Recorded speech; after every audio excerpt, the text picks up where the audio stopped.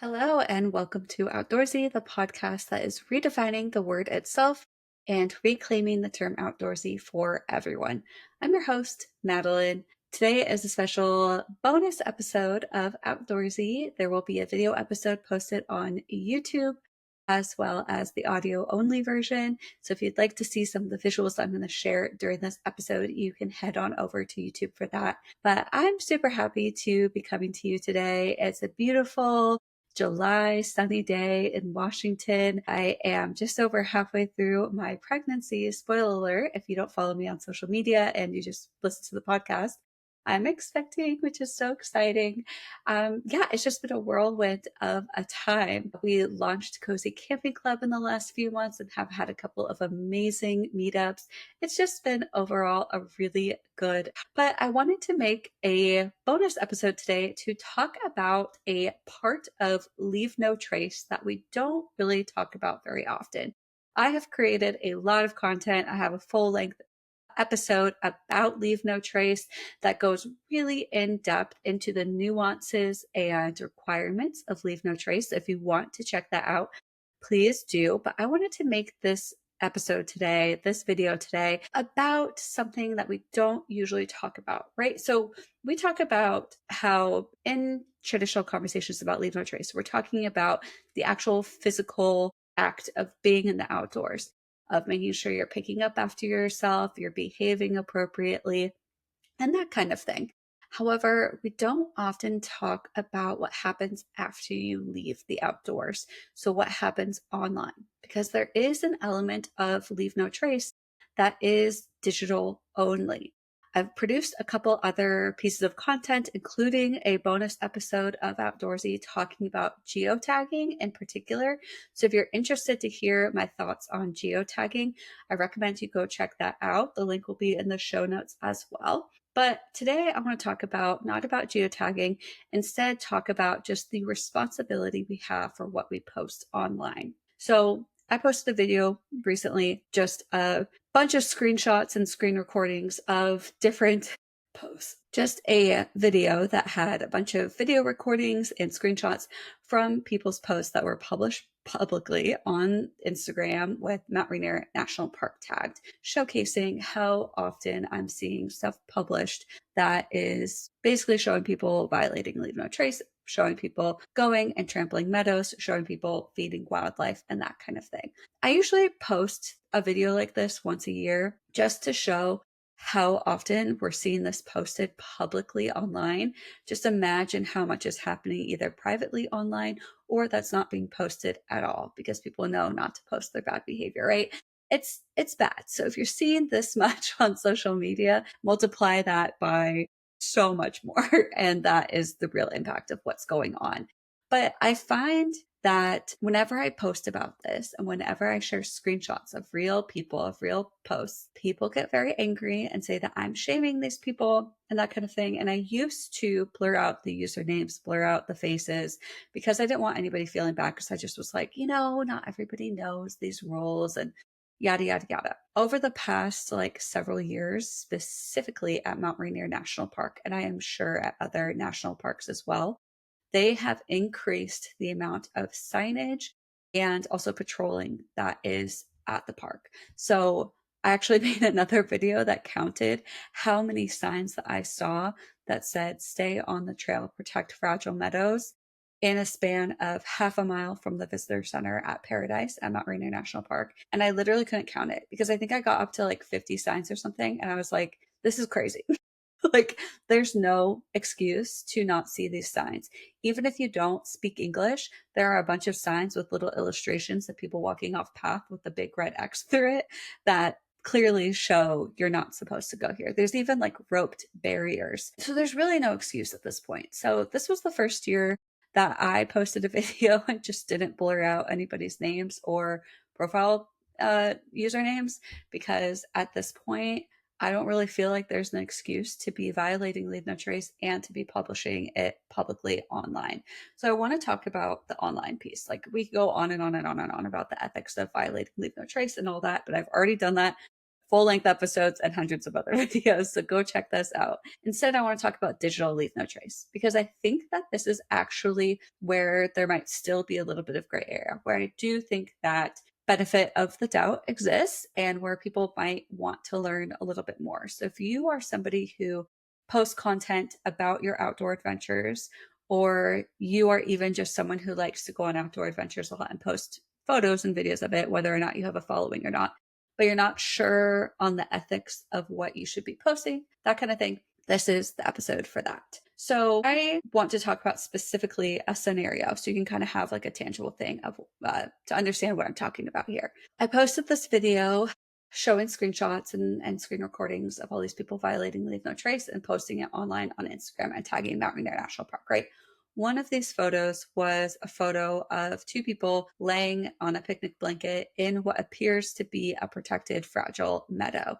Now, if you know Mount Rainier National Park, you know that there's tons of meadow space and you are not supposed to go on any of it, especially during wildflower season. You're never supposed to go on it, but I'm just saying wildflower season is like the most popular time to go.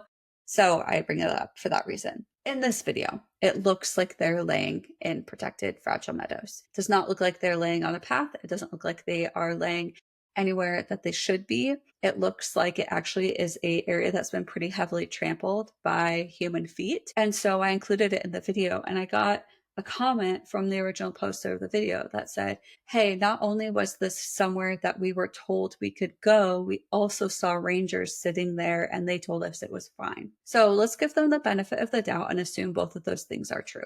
Okay. I don't want to call into question like their integrity or the truth of that story. Let's just believe them. And when they say the ranger said we could go here, but I understand, like, it's a cute photo op, whatever, great views, sure. The issue here is not with the action that they took to go lay in this area. The issue is their decision to post it on social media. Because when that image is then posted on social media, everybody sees what looks like two people laying in a protected wildflower field. They don't know the additional context of, we asked the rangers said it was fine, yada, yada, yada. Unfortunately, the way that we all know social media works is that people take stuff at face value only. I took this photo at face value only. I didn't know there was all this background context that made it okay for them to be there, because all I saw was a picture of two people laying in protected wildflowers. So other people who follow them, other people whose algorithm serves up that content are going to see that and they're going to say, that is a great photo, I want to recreate that. Or that's beautiful, I want to do something like that at my favorite place, at my national park. And then they're going to go do it. They're going to see you leading by example in this way and think, if this person with thousands of followers is doing this, it must be okay, right? But in most scenarios, it's not. In most scenarios, you do not have this odd exception of a ranger telling you that it's okay. You just see what is posted on social media for face value. Perception is everything. So I've had this conversation a little bit also around wildflower season in the Columbia River Gorge area. There's a lot of content posted online of what looks like people running through wildflower fields. It looks like they're frolicking through these meadows in the flowers. It looks very majestic and cinematic. In reality, what they're doing is they're running on actual designated pathways, but it looks like they're going through the meadows. Now, personally, I think it's ethically wrong to post those videos online. They look beautiful. Maybe they can be used for personal use or for yourself. But to be publishing those online encourages other people to run through the wildflower meadows. They don't know that you're on a trail. The majority of people do not know that you're on a trail. They see you frolicking through these wildflowers and they think that they can do that too. We really have to be mindful, not of the intention that we're having while we're posting, because maybe the intention is good. Maybe we didn't actually violate Leave No Trace. Maybe a ranger told us this was okay. But the impact instead is what matters. So think before you post. Think of, even if 10 people copy what I'm doing right now, what's the impact of that? Of 10 people then going and doing this somewhere where they're not supposed to, or in a way that is damaging. Am I okay with that? Personally, I'm not okay with one person doing that. Just think of it multiplied by the thousands upon thousands of followers a lot of these creators have. And even if you don't have that many followers, maybe it's just your cousin also wants to go to Mount Rainier National Park. They saw that picture and they're like, oh, cute, I want to do this. And then they go somewhere where it's not allowed. We really have to think about the impact of every single footstep, because sure, maybe it's just one person, but multiply that by the millions of people that visit national parks a year, it's bad. We have to understand the responsibility that we hold when we post online. We all hold influence and we all have a responsibility to set a good example. Again, even if our intention was good, even if in reality we were not doing anything wrong, we have to think about perception and the impact posting has. So I just want to read a couple of statistics to you and just some facts to really help you understand the gravity of this. So according to the National Park Service, in alpine tundra environments, it can take over 50 years for vegetation to recover from a single human footprint. 50 years for vegetation to recover from a single human footprint. That's why these plants grow so slowly, why there's such a short wildflower season, and why when I see like a trampled down area, I'm even questioning if I should go there because my one footprint is going to have an impact. For some wildflower species, picking wildflowers can halt the plant's ability to reproduce. In high use areas, it can take some species 5 to 7 years to regenerate and seed again. And then if we think about wildlife, the National Park Service regularly reports that dozens, and in some parks, hundreds of animals have to be euthanized each year due to human interaction. That stems from people feeding animals directly, going up to animals, and also disrupting the natural soils and biology of the ecosystems in those areas. Hundreds of animals per year are euthanized because of human impact. So, what do we do? If you're somebody who is trying to do better, maybe you're this person that commented on my post and posted that initial video. I don't know. But if you're just somebody who's like, crap, I never really thought about the impact of what I post online, I need to do better. Here's what I would recommend. Think before you post. If someone without any background of Leave No Trace, of outdoor ethics, of recreating responsibly saw your photo, would they be able to recreate it ethically and safely? If you do feel the urge to post something that looks like you're violating Leave No Trace, if you're like, I just have to post this, are you also accompanying it with a detailed explanation of Leave No Trace and how you were recreating ethically? I don't think you should post this content personally, but if you are just dead set on doing it, please include something in your caption or in your post itself talking about how you were able to get this photo ethically. I know a lot of incredible photographers out there that do amazing work that get photos in places that just seem completely unreal. Those are usually the people that I trust the most on Leave No Trace guidance. They are regularly educating their audiences about recreating responsibly. So if you need an example of what that looks like, go check out a bunch of nature photographers, landscape photographers. They usually have a lot of great information about how they were able to get these photos ethically. Ultimately, you need to be modeling good behavior. We need to understand that social media is this really bizarre reality that we live in. If you think it's not your responsibility how people are interpreting your content online, I think that's a moral failure. I think you need to be held responsible for what you are publishing out in the world and how it is impacting and influencing behavior. Unfortunately, it's just the reality that we live in today. It just is. So, final thoughts. We all love recreating in the great outdoors, and we all make mistakes at times. I've shared about how I personally have violated Leave No Trace. I've shared an image online that literally showed me violating Leave No Trace before I knew any better, like back in like 2019, before I started camping, producing content around outdoorsy adventures. It's like my first overnight trip ever as an adult camping. I took pictures in an area that I wasn't supposed to be in because I just did not know. And there wasn't any signage at the time. I have since learned so much The moment I learned what I did wrong, I pulled that image from social media. And I've talked about it really candidly. We all make mistakes. There's so many chances for us to continue to learn and grow. And I'm sure there are things that I still don't know about the nuances and the ins and outs of Leave No Trace, both digitally and in real life. And I'm sure there's going to be times that I make mistakes in the future as well.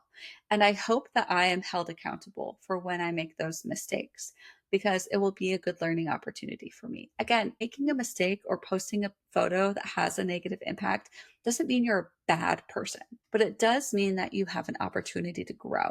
So if you are called out on this, either publicly or privately, you have a really unique opportunity to either get super defensive and not learn, or you can learn and use this as a graceful growing opportunity and say, you know what? I didn't know that. That's really interesting. I actually fucked up here and I'm going to do better, because that is setting such a good example for other people. It's okay to admit that you've messed up. I've literally had to do this before. I've talked about mistakes that I've made and then I've remedied them. And that is what makes living out loud publicly on social media so beautiful, but also so hard. And I just encourage everybody to continue to speak up when they see something wrong, continue to try to do better, and just keep learning, because it's on all of us to protect these beautiful places. Lord knows these places are not getting any more funding or any more help. We have to work together to continue to protect these beautiful, beautiful places that we frankly do not deserve. So that's my short little bonus episode for you all. Please go check out my other more full length episode on Leave No Trace and my bonus episode about geotagging and the ethics of geotagging. I think those would be really useful for you all. But until next time, if you want to join the Outdoorsy Discord server, you can do so by going to patreon.com/outdoorsy. And you'll get access to our Discord community and all of the upcoming fun events. We have 2 more scheduled for the year, and then 1 unofficial event scheduled that I'm super excited about. We're doing a little river float. So lots of fun ways to engage with the community, both online and in real life. I cannot wait. I just love this community so much. So again, that's patreon.com/outdoorsy. And until next time, I hope that you get outside in whatever way feels good to you and makes you feel empowered. Just remember that you belong out here.